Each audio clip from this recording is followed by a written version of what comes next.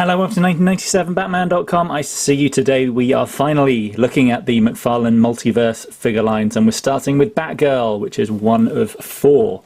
This is obviously, yeah, these recently came out. When are we looking at? Kind of end of 2023. I think in the UK we didn't get them until 2024, but hey ho. Finally got them all. Amazing. Just absolutely blows my mind that these figures have been made and that they seem to be selling quite well. I mean, yeah, had a bit of trouble, not too much trouble, but I had a little bit of trouble trying to track a couple of these down, particularly Poison Ivy.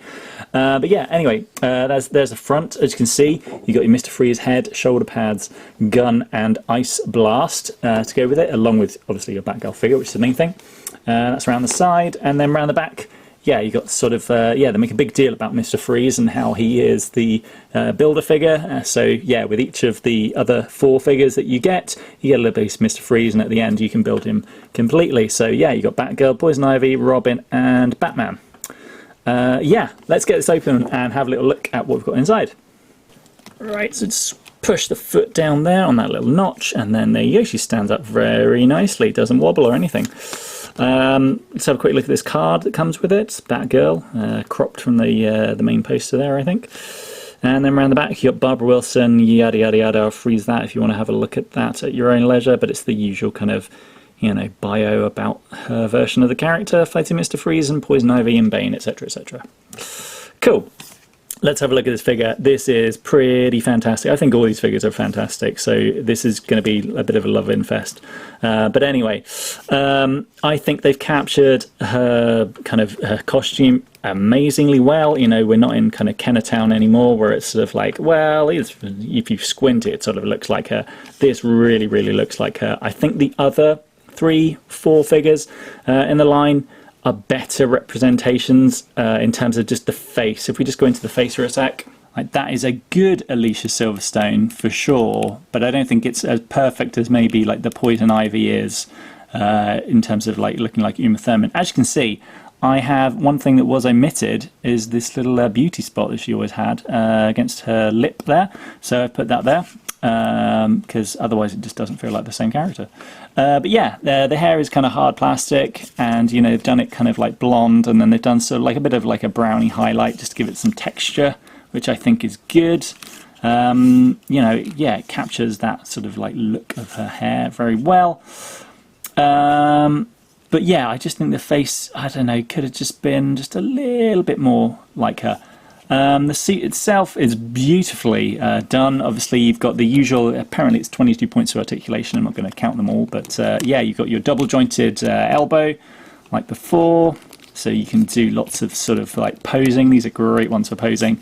Her head obviously does not move much. It goes down a little bit, but yeah, just with all this hair, plastic, hard plastic hair, it does not really move all that much. But you have got the ab crunch there. And her legs do, yeah, fantastic, amazing stuff. You got the toe point and things. You got the foot on a ball joint, and you got the double jointed knees as well. So yeah, this is really one to do some amazing posing with. Like, look at that, you know, on one foot, looks great. The plastic capes. Now, obviously, I have got the George Clooney one that came with the you know, the Ultimate Batman set. So that had a cloth cape, and I do really, really love cloth capes. I will say this. This is a pretty great plastic cape as well. Obviously in the film it was made out of, I don't know, pleather or leather or something. But this is really nicely sculpted. As you can see, it's sort of like swaying to one side. You can see all these kind of beautiful kind of folds and everything. It looks really great. You know, I didn't even realise that, and I guess this is accurate to the movie, that her cape has all these kind of like stitches going to all the points, kind of up and down. But anyway, yeah, I don't really know what else really to say about this.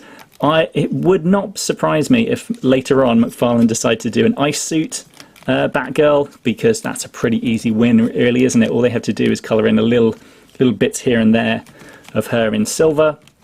So yeah, I'm fully expecting that one, and obviously the Robin is an easy one as well. Batman's a little bit more tricky because the suit was sculpted slightly differently, but yeah.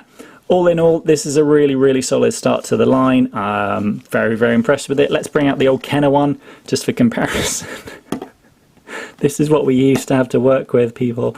So yeah, you've got like about, I don't know, 4 inches maybe on this, and about more like 7 inches on Alicia now. So yeah, very, very cool. We've come a long way. As you can see, look, like under this light, this is more of the blue I really wanted. This sort of like shiny, metallic-y blue. I would have liked to have seen that more replicated here, and I know some people have done some very good customs. Les Walker has done an amazing custom of all the Batman line, making them just a bit more shiny, a bit more blue.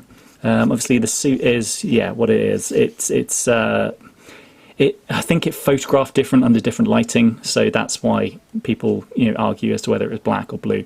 But anyway, there's your Batgirl. Absolutely amazing that we're getting all these lines. Can't wait to build Mr. Freeze, which I will do at the end, and I will see you next time.